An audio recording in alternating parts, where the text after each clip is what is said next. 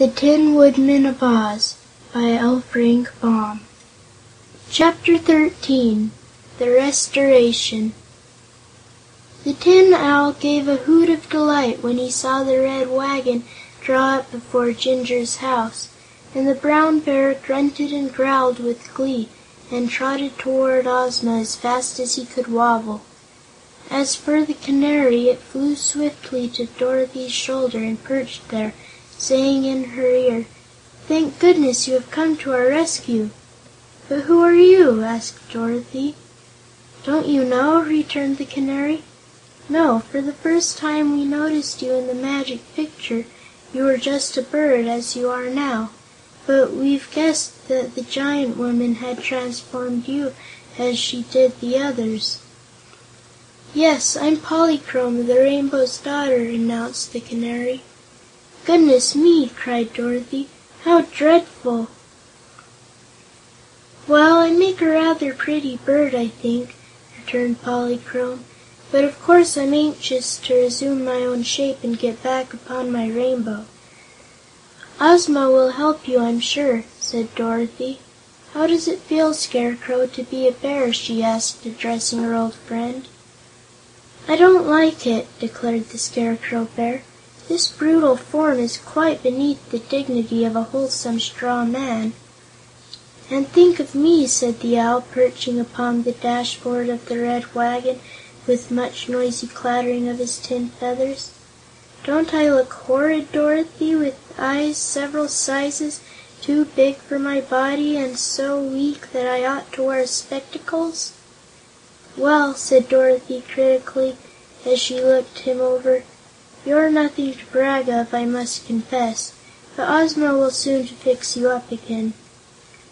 The Green Monkey had hung back, bashful at meeting two lovely girls while in the form of a beast, but Ginger now took his hand and led him forward while she introduced him to Ozma, and Woot managed to make a low bow, not really ungraceful for Her Girlish Majesty, the Ruler of Oz.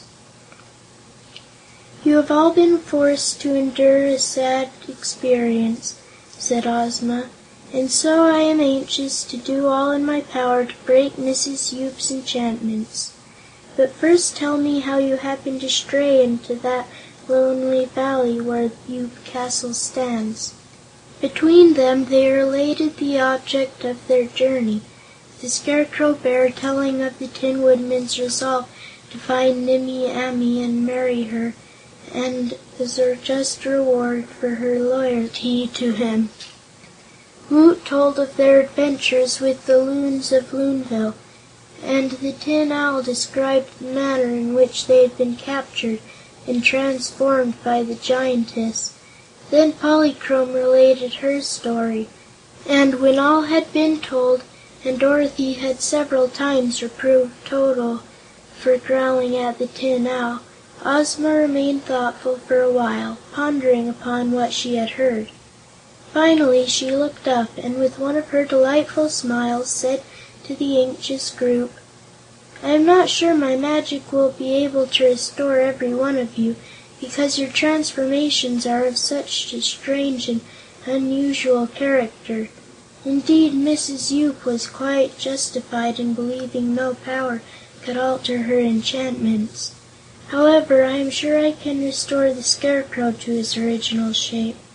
He was stuffed with straw from the beginning, and even the Yookoohoo magic could not alter that. The Giantess was merely able to make a bear's shape of a man's shape, but the bear is stuffed with straw just as the man was, so I feel confident I can make a man of the bear again." "Hurrah!" cried the Brown Bear, and tried clumsily to dance a jig of delight. "As for the Tin Woodman, his case is much the same," resumed Ozma, still smiling. "The power of the Giantess could not make him anything but a tin creature, whatever shape she transformed him into, so it will not be impossible to restore him to his manly form. However, I shall test my magic at once, and see if it will do what I have promised." She drew from her bosom a small silver wand In making passes from the wand over the head of the bear, she succeeded in the brief space of a moment in breaking his enchantment. The original Scarecrow of Oz again stood before them, well stuffed with straw and with his features nicely painted upon the bag which formed his head. The Scarecrow was greatly delighted, as you may suppose, and he strutted proudly around while the powerful fairy, Ozma of Oz, broke the enchantment that had transformed the Tin Woodman and made a Tin Owl into a Tin Man again. "Now then," chirped the Canary eagerly, "I'm next, Ozma." "But your case is different," replied Ozma, no longer smiling but wearing a grave expression on her sweet face. "I shall have to experiment on you, Polychrome, and I may fail in all my attempts." She then tried 2 or 3 different methods of magic, hoping one of them would succeed in breaking Polychrome's enchantment, but still the Rainbow's Daughter remained a canary bird. Finally, however, she experimented in another way. She transformed the canary into a dove, then transformed the dove into a speckled hen, then changed the speckled hen into a rabbit, and then the rabbit into a fawn. And at the last, after mixing several powders and sprinkling them upon the fawn, the Yookoohoo enchantment was suddenly broken, and before them stood one of the daintiest and loveliest creatures in any fairyland in the world.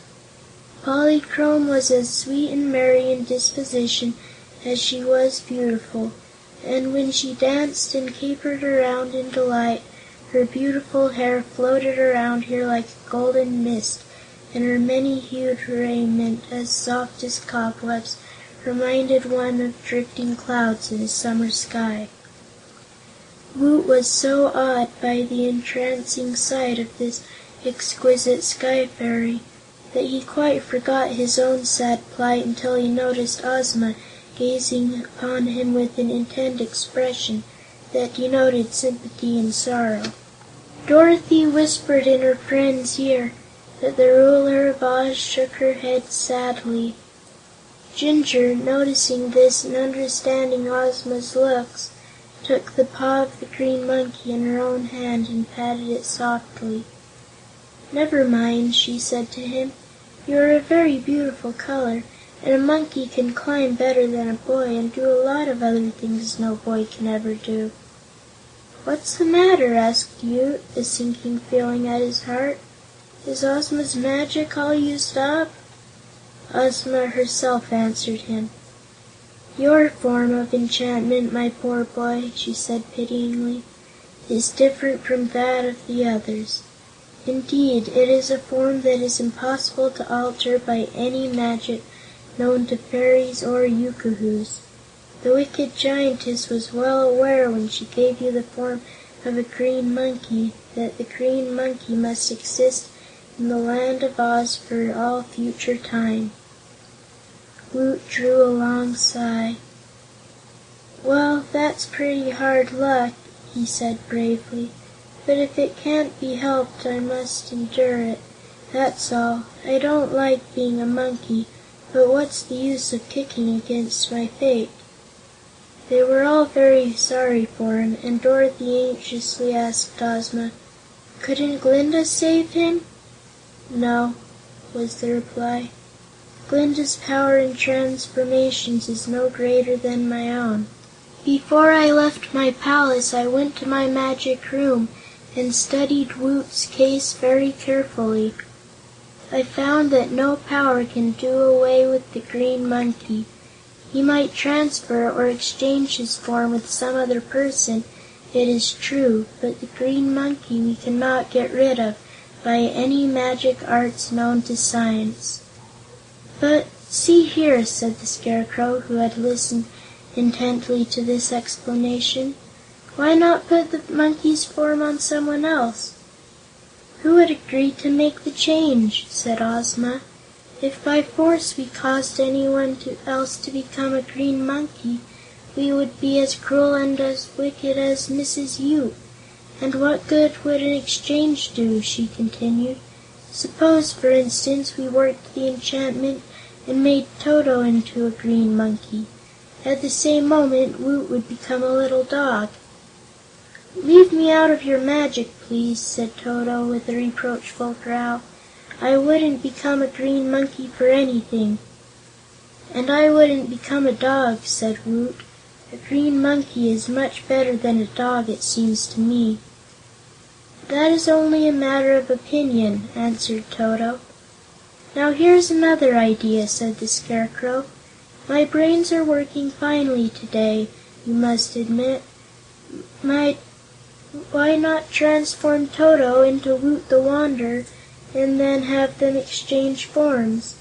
The dog would become a green monkey, and the monkey would have his own natural shape again." "To be sure," said Jinjur, "that's a fine idea." "Leave me out of it," said Toto. "I won't do it." "Wouldn't you be willing to become a green monkey? See what a pretty color it is, so that this poor boy could be restored to his own shape?" asked Jinjur pleadingly. "No," said Toto. "I don't like that plan the least bit," declared Dorothy, "for then I wouldn't have any little dog." "But you'd have a green monkey in his place," persisted Jinjur, who liked Woot and wanted to help him. "I don't want a green monkey," said Dorothy positively. "Don't speak of this again, I beg of you," said Woot.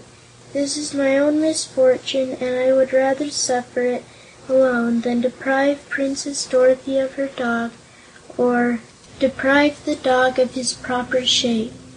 And perhaps even Her Majesty Ozma of Oz might not be able to transform anyone else into the shape of Woot the Wanderer." "Yes, I believe I might do that," Ozma returned. "But Woot is quite right. We are not justified in inflicting upon anyone, man or dog, the form of a green monkey. Also, it is certain that in order to relieve the boy of the form he now wears, we must give it to somebody else, who would be forced to wear it always." "I wonder," said Dorothy thoughtfully, "if we couldn't find someone in the Land of Oz who would be willing to become a green monkey. Seems to me a monkey is active and spry. He can climb trees and do a lot of clever things. And green isn't a bad color for a monkey. Makes him unusual." "I wouldn't ask anyone to take this dreadful form," said Woot. "It wouldn't be right, you know. I've been a monkey for some time now, and I don't like it. Makes me ashamed to be a beast of this sort when by right of birth I'm a boy. So I'm sure it would be wicked to ask anyone else to take my place." They were all silent, for they knew he spoke the truth. Dorothy was almost ready to cry with pity, and Ozma's sweet face was sad and disturbed. The Scarecrow rubbed and patted his stuffed head to try and make it think better, while the Tin Woodman went into the house and began to oil his tin joints so that the sorrow of his friends might not cause him to weep. Weeping is liable to rust tin, and the Emperor prided himself upon his highly polished body, now doubly dear to him because for a time he had been deprived of it. Polychrome had danced down the garden paths and back again a dozen times, for she was seldom still a moment. Yet she had heard Ozma's speech and understood very well Woot's unfortunate position. But the Rainbow's Daughter, even while dancing, could think and reason very clearly, and suddenly she solved the problem in the nicest possible way. Coming close to Ozma, she said: "Your Majesty, all this trouble was caused by the wickedness of Mrs. Yoop the Giantess. Yet even now that cruel woman is living in her secluded castle, enjoying the thought that she has put this terrible enchantment on Woot the Wanderer. Even now she is laughing at our despair because we can find no way to get rid of the green monkey. Very well, we do not wish to get rid of it. Let the woman who created the form wear it herself, as a just punishment for her wickedness. I am sure your fairy power can give it to Mrs. Yoop, the form of the Wanderer, even at this distance from her, and then it will be possible to exchange the two forms. Mrs. Yoop will become the Green Monkey, and Woot will recover his own form again." Ozma's face brightened as she listened to this clever proposal. "Thank you, Polychrome," said she. "The task you propose is not so easy as you may suppose, but I will make the attempt, and perhaps I may succeed." End of chapter 13.